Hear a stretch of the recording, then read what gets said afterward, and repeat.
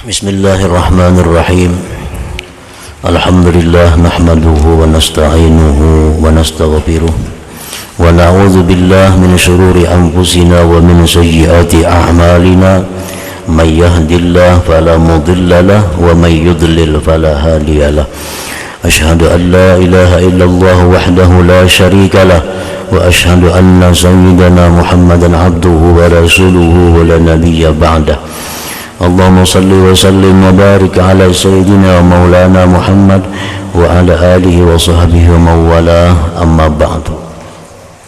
Yang kita hormati dan kita muliakan para habaib dan para alim ulama, para muhibbin, hadirin hadirat rahimakumullah.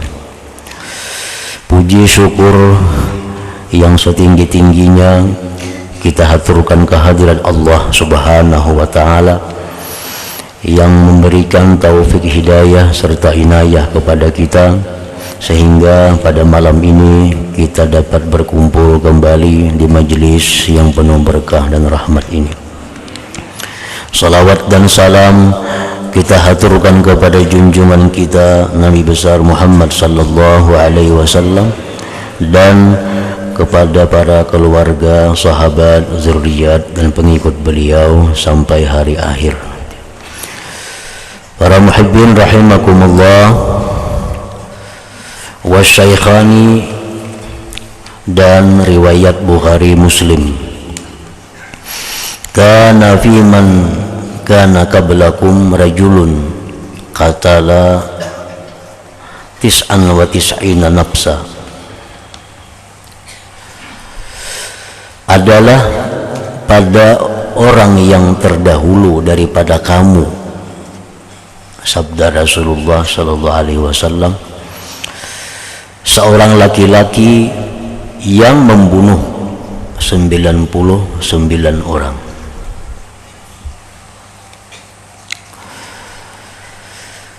Kejadian ini antara Nabi Isa alaihi salam dan Nabi kita sallallahu alaihi wasallam.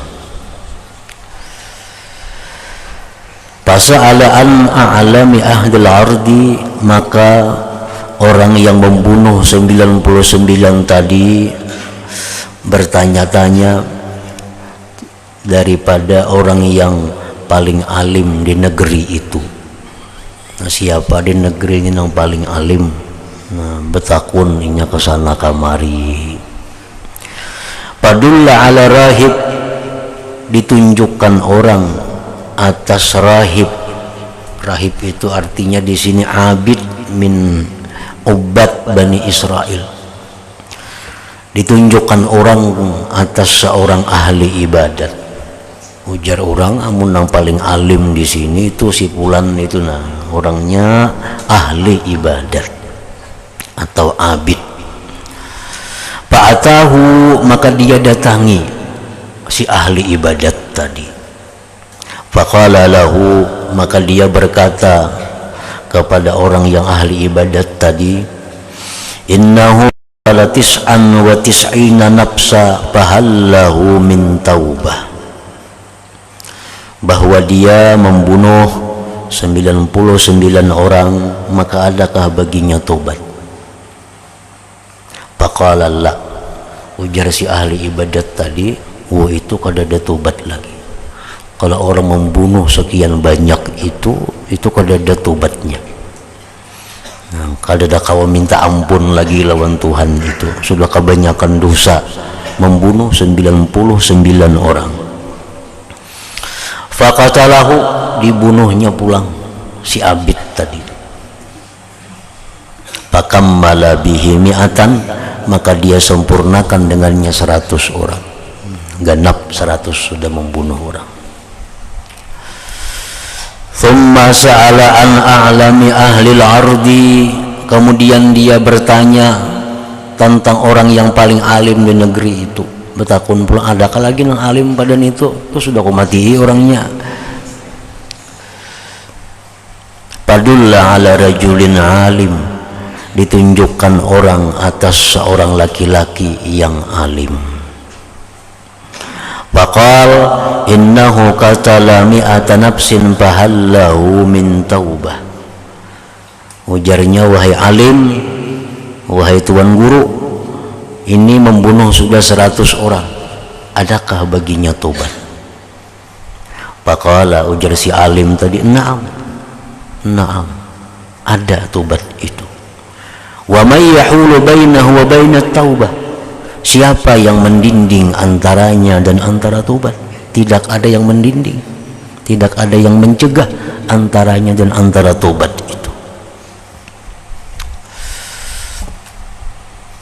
Nah, jadi ujar alim, ada tobatnya, dan tobatlah engkau, dan fatub ilallah, tobatlah engkau kepada Allah. Sesudah engkau tobat, intalik ila ardi kaza wa kaza, engkau pergi ke negeri yang lain.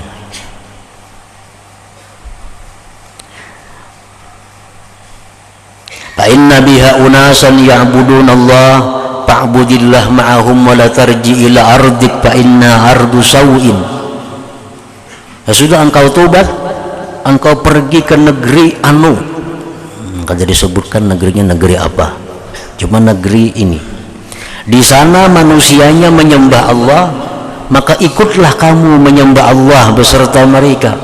Di situ negeri orangnya ahli ibadat, ikutlah engkau beribadat di sana dengan mereka. Dan engkau jangan pulang ke negeri engkau, karena negeri engkau itu negeri yang jahat. Nah, sudah ikam sudah tobat, ikam tolak ke negeri anu, ikam bagana sana, ikut beribadah dengan orang-orang sana. Jangan bulik ke kampung ikam. Kampung ikam itu kampung kada baik, kampung nang banyak maksiat kepada Allah. Fantalaqa hatta idza balagha nisfat tariq atahul maut. Pergilah seseorang tadi, pergi, sudah tobatnya, sudah tobat, pergi. Sehingga manakala sampai di tengah jalan, atahul maut, meninggal dunia. Fakhtasamat bihi malaikatur rahmah wa malaikatul azab, maka berdebatlah pada itu orang malaikat rahmat dan malaikat azab. Jadi malaikat rahmat ini, ampunku, aku membawanya ke surga. Ujar malaikat azab, kada nih, ampunku, aku yang membawanya ke neraka. Faqalat malaikatur rahmah, ujar malaikat rahmat, alasannya kenapa aku membawa, ja'a ta'iban muqbilan biqalbihi ilallahi ta'ala, dia itu datang dalam keadaan tobat, berhadap dengan hatinya kepada Allah. Dia sudah tobat, nah dia datang membawa hatinya menuju kepada Allah. Jadi ini aku yang pegang, ujar malaikat rahmat. Wa qalat malaikatul azab, malaikat azab pun beralasan, innahu lam ya'mal khairan qat, dia ini belum pernah beramal apa-apa lagi, hanya tobat, belum beramal apa-apa. Nah, jadi ini aku yang megangnya, aku yang membawanya, ujar malaikat azab itu. Fatahum malakun fi surati adamiyyin, datang kepada mereka yang bertengkar tadi, malaikat azab, malaikat rahmat tadi, ada keputusannya namanya juga. Datang Allah mengirim, artinya seorang malaikat fi surati adami, pada rupa manusia. Faja'aluhu bainahum, maka malaikat yang rupa manusia tadi mereka jadikan sebagai hakim di antara mereka. Nah, kayak apa juga kami minta keputusan. Nah, ujar, oh ini aku yang bawa, karena ini orang kayak ini. Ujar malaikat yang satunya, aku yang bawa karena inya belum pernah beramal kebaikan. Faqala, berkata si hakim ini, muhakkam ini berkata, ujar nang juru tengahnya, kisu ma bainal aradaini fa ila ayyatihima huwa adna kanalah, ukur jarak antara dua negeri, kepada apa di antara keduanya yang terdekat, maka dia miliknya yang terdekat itu. Ukur amun inya ini taparak lawan kampung nang baik, berarti ampun nang baik. Bila inya nih paraknya masih parak lawan negeri nang kada baik itu, maka dia ampunnya ampun malaikat nang kada baik, malaikat azab itu. Faqasu, maka mereka pun mengukur. Fawajaduhu adna ilal ardil lati arad, mereka dapati itu orang lebih dekat kepada negeri yang dia kehendaki. Nah, lebih dekat kepada negeri yang ahli taat kepada Allah, lebih dekat ke sana sudah. Maka badathu malaikatur rahmah, maka membawa akan dia oleh malaikat rahmat tadi. Akhirnya ini orang milik malaikat rahmat. Para muhibbin rahimakumullah. Wa fi riwayat yang lain menyebutkan fakana ilal qaryatis salihah akraba bisyibrin faju'ila min ahliha, adalah itu laki-laki kepada kampung yang baik itu lebih dekat dengan satu jengkal. Sakilannya taparak ke situ, ukur sakilan taparak menuju negeri yang baik itu. Faju'ila min ahliha, maka dijadikanlah dia dari ahlinya kampung yang baik itu. Wa fi riwayat fa'auha Allah ta'ala ila hadhihi anta ba'adi wa ila hadhihi anta qarrabi wa qala qisu ma bainahuma fawajaduhu ila hadhihi aqraba bi shibrin faghufira lahu. Riwayat lain menyebutkan Allah mewahyukan kepada bumi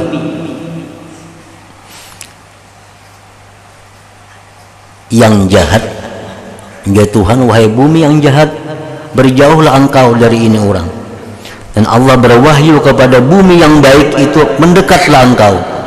Nah, lalu Allah berfirman, ukurlah antara keduanya, maka mereka dapati lebih dekat kepada negeri yang baik itu dengan satu jengkal tadi, maka diampunilah baginya. Wa fi riwayat qala Qatadah qala Al-Hasan zukira lana, disebutkan bagi kami, annahu lamma atahu malakul maut na'a bi sadrih nahwaha, bahwa manakala datang kepada laki-laki itu malaikat maut, dia bergeser dengan dadanya menuju negeri yang baik itu. Padahal asal di tengah-tengah. Nah, di tengah-tengah antara dua negeri. Begitu malaikat maut nak mencabut nyawa, dia bergeser lawan dadanya sedikit menuju ke negeri yang baik itu. Akhirnya dijadikan orang yang baik, maka diampuni baginya. Nah, hadis riwayat Bukhari Muslim.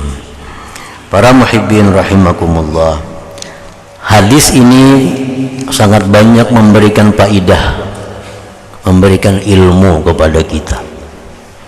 Yang pertama, di sini disebutkan tentang dararul fatwa bighairi ilm, mudaratnya berfatwa tanpa ilmu, mudaratnya berfatwa tanpa ilmu. Halaka wa ahlaka ghairah, dhalla wa adall. Berfatwa tanpa ilmu itu membinasakan diri sendiri, membinasakan orang lain. Berfatwa tanpa ilmu itu adalah sesat, menyesatkan orang lain. Macam Abid tadi ditakuni, adakah tobatnya? Nah, ulunnya sudah membunuh 99 orang. Masih Abidnya berfatwa tanpa ada ilmu, dia hanya mengukur dirinya sendiri. Berfatwa, oh kada ada tobat lagi. Akhirnya apa? Akhirnya dibunuhnya. Inya celaka, nah membunuh ini pun bertambah dosanya. Nah, itu bahayanya orang berfatwa tanpa ada ilmu.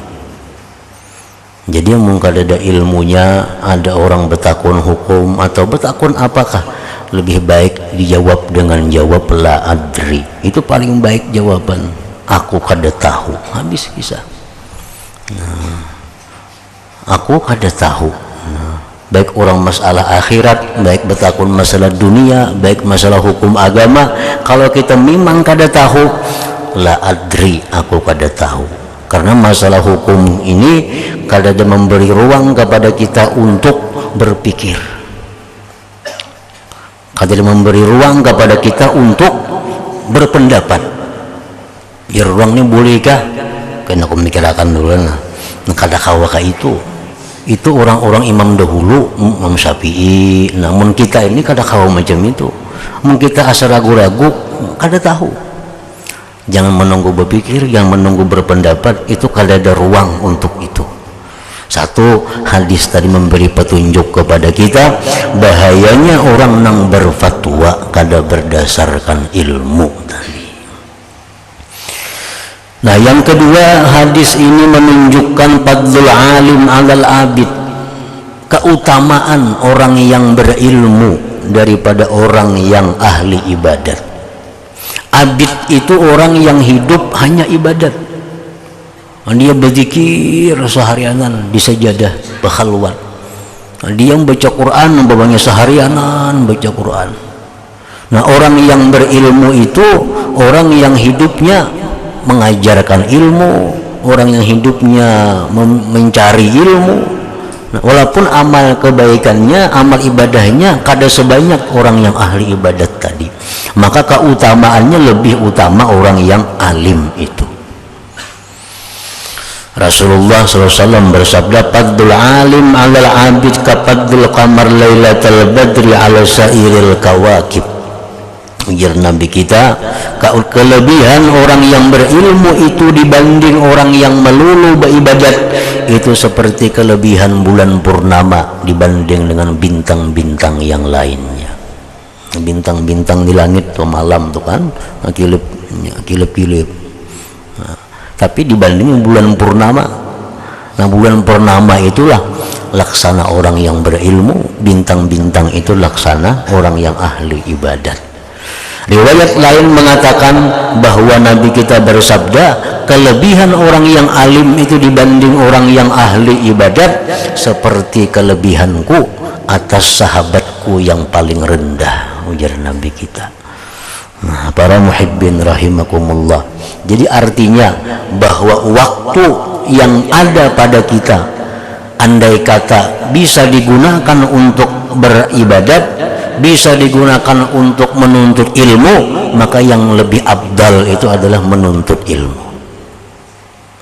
Ini ada waktu ini kugunakan sembahyang 100 rakaat bisa, waktu ini kugunakan untuk membaca Quran sekian juz bisa, tapi pada waktu bersamaan aku bisa menuntut ilmu. Mana mulianya, mana pahala lebih besarnya? Lebih besar menuntut ilmu itu dibanding dengan ibadah-ibadah sunat tadi. Nah, para muhibbin rahimakumullah, Rasulullah bersabda, wala faqihun wahid asyaddu ala syaitan min alfi abid. Ujar Nabi, satu orang alim itu lebih sulit syaitan menggoda dibanding dengan 1000 orang yang ahli ibadat. Artinya orang yang ahli ibadat itu begitu mudah iblis syaitan menjatuhkannya, begitu mudah iblis syaitan menggodanya sehingga hancur amal ibadahnya. Nah, kalau orang alim itu sulit karena ia punya ilmu. Orang alim punya ilmu sehingga godaan-godaan syaitan itu bisa dilawannya dengan ilmu pengetahuan yang ada pada dirinya. Nah, yang ketiga, hadis yang kita baca tadi memberikan faidah kepada kita masyru'iyatul hijrah min ardi saud. Disyariatkannya kita berpindah dari kampung yang tidak baik. Kita disuruh pindah. Di kampung ini kita kada bisa mengamalkan ajaran Islam. Di kampung ini kita kada bisa melaksanakan sunnah Nabi. Kita disuruh pindah dari kampung itu. Jangan diam di situ. Sembahyang berjamaah kada ada di situ. Acara-acara kebaikan, pengajian-pengajian agama kada ada di kampung situ. Yang ada beramian, orang permainan, orang karaoke di kampung itu.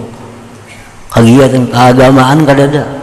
Nah, agama kita menyuruh kita hijrah. kita pindah dari kampung yang jahat itu kepada kampung yang baik.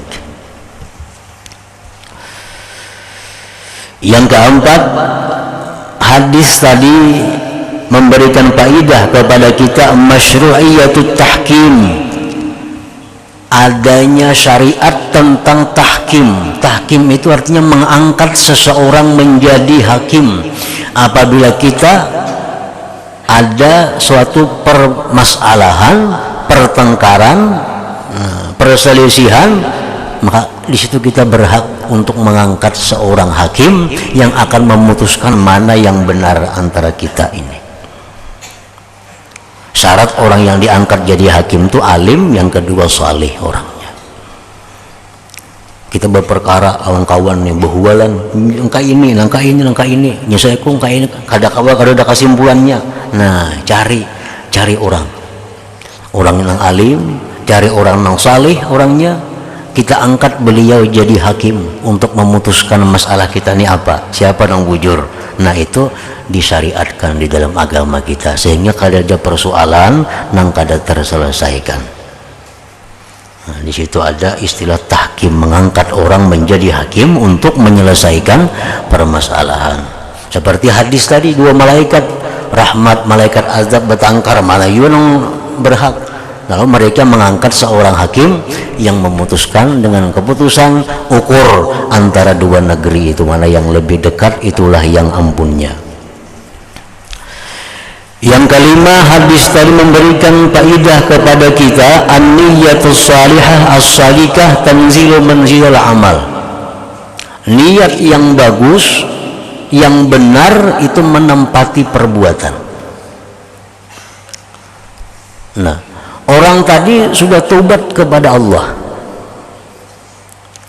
dan dia ingin berangkat menuju kampung yang baik. Nah, punya niat berangkat ke kampung yang baik. Di tengah jalan dia meninggal dunia, maka dia dimasukkan dalam kampung yang baik itu. Artinya niatnya itu sudah menempati perbuatannya. Seperti sabda Rasulullah SAW, maniddana dainan yanwi qada'ah addahullah anhu yaumal qiyamah. Ujar Nabi kita, barang siapa yang berhutang dan dia berniat untuk membayar hutang itu, cuma kada kawa nang dibayar akan kada ada, tapi niatnya dalam hati, andai kata aku ada duit ku bayari hutang itu, cuma duitnya kada ada lagi, nah nang dijual kada ada, nang disanda akan kada ada, jakanya ada ku bayari hutangku, mati orangnya, addahullahu anhu yaumal qiyamah, Allah yang akan membayarkannya pada hari kiamat. Asal niatnya di dalam hati itu kuat, niatnya itu benar, bahwa andai kata dia punya, dia akan membayar hutang-hutangnya itu. Nah, seperti orang yang tobat kepada Allah tadi, begitu dia berangkat niatnya sudah ke negeri yang saleh, nah dia kada sampai ke sana, cuma sudah dimasukkan ke sana.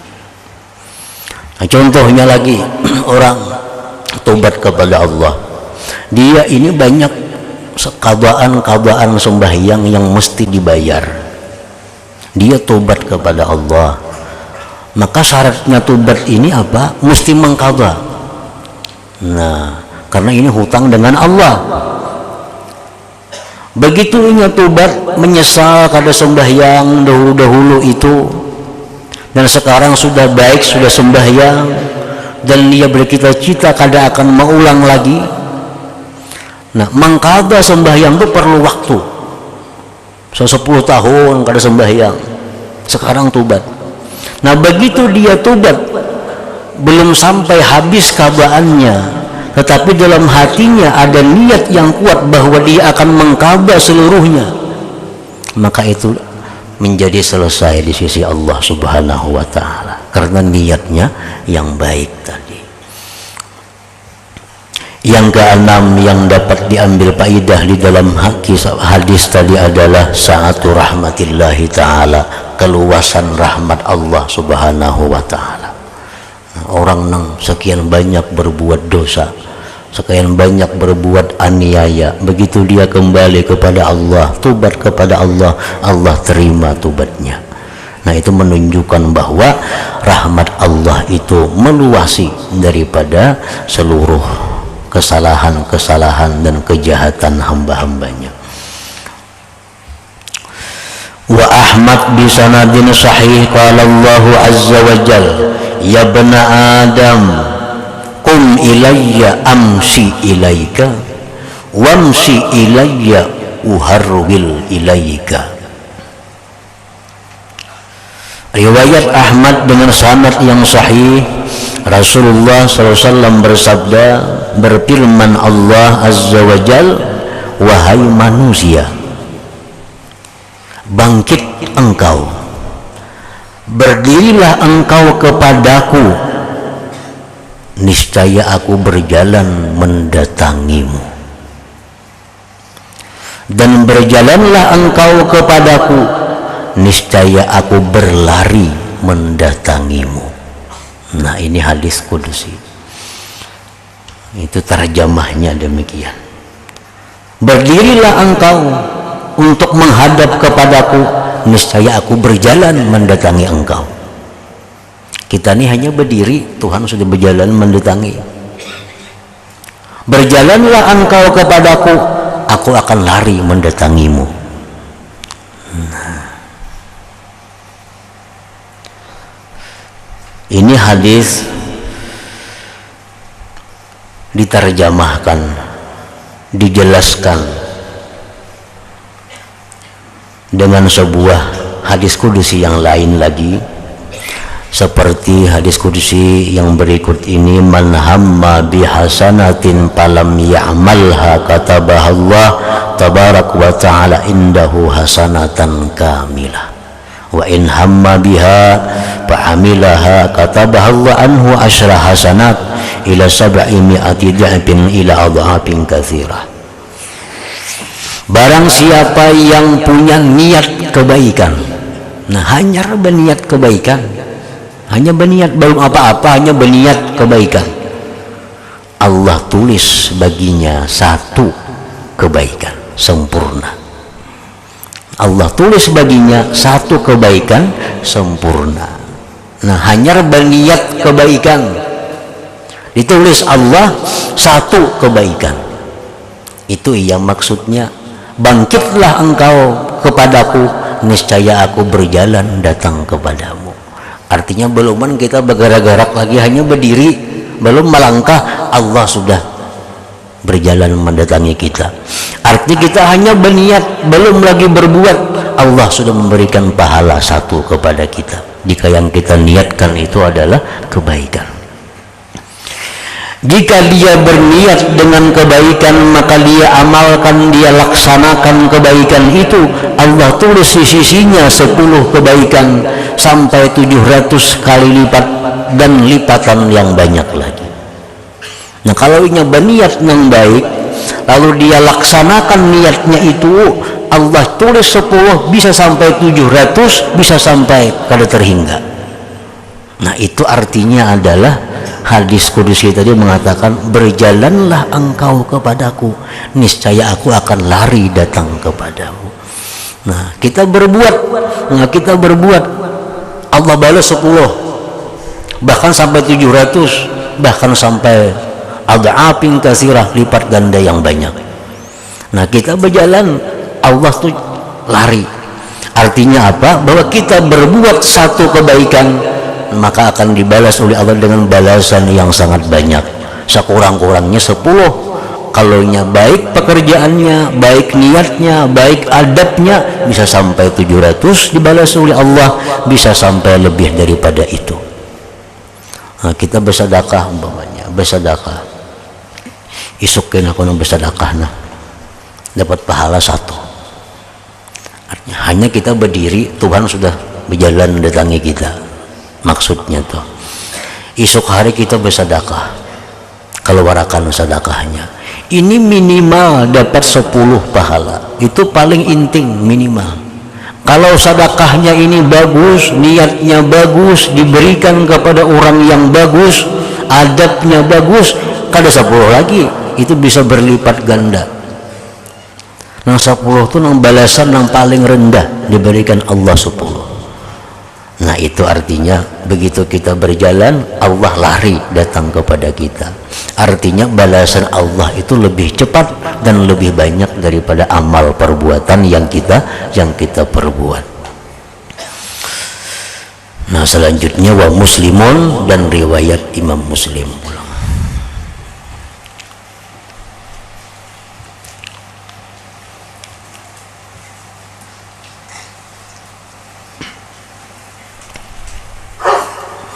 إلى حضرة النبي صلى الله عليه وسلم على فاتحة معلم شهدوا أن الله بسم الله إياك نعبد وإياك نستعين أشهد أن لا إله إلا الله وحده لا شريك له وأشهد أن سيدنا محمدا عبده ورسوله لا إله إلا الله نستغفر الله لا إله إلا الله نستغفر الله لا إله إلا الله نستغفر الله لا إله إلا الله ونتوب إلى الله لا إله إلا الله محمد رسول الله صلى الله عليه وسلم ويا أيها الرجل منه شفاعة صلوا عليه وسلموا تسليما اللهم صل وسلم عليه